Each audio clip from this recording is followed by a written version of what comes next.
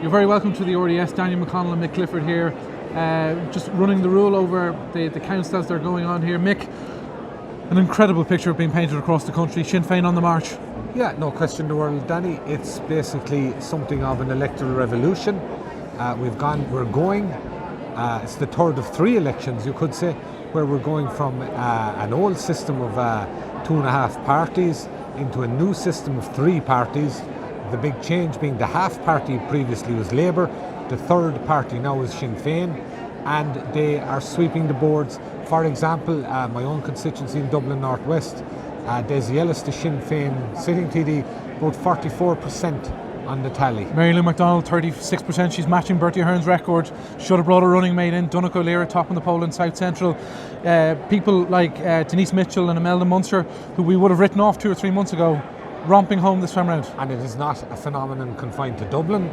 You look at Mayo, Rose Conway Walsh, it looks like she will take actually the first seat. Now, that is quite amazing in terms of Mayo. Not that she's taking a seat, but that she is that far ahead in what you might say is one of the more conservative areas of the country. What does this mean for Leo Varadkar and Fine Gael? Is this an utter failure for them now at this stage? I mean, electing him as leader of Fine Gael just hasn't worked.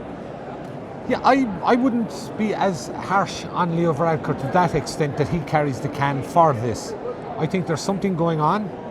There is an underlying change, there's a generational change. There is an issue that is there since the recession about growing inequality, and a certain amount of Sinn Féin's success I would put down to, for example, Mary Lou McDonald's leadership and how she came across.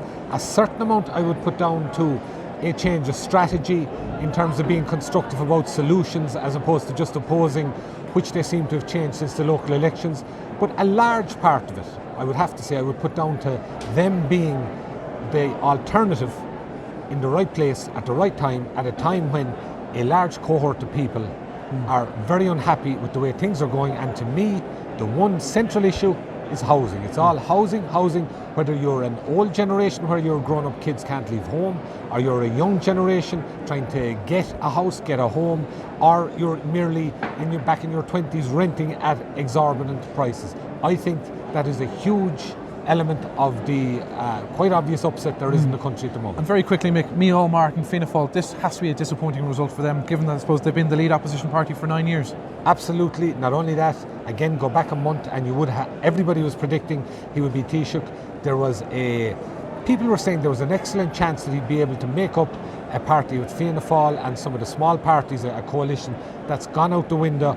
And not only that, Danny, there's a big issue for Micheál Martin personally, in that the extent of his opposition to Sinn Féin now could quite come into play in terms of the way the seats will fall. It's fascinating stuff. Well, listen, thanks very much for watching. Stay tuned to the irishexaminer.com throughout the weekend for all the analysis updates from the RDS and elsewhere. But for Mick and myself for now, thanks for watching.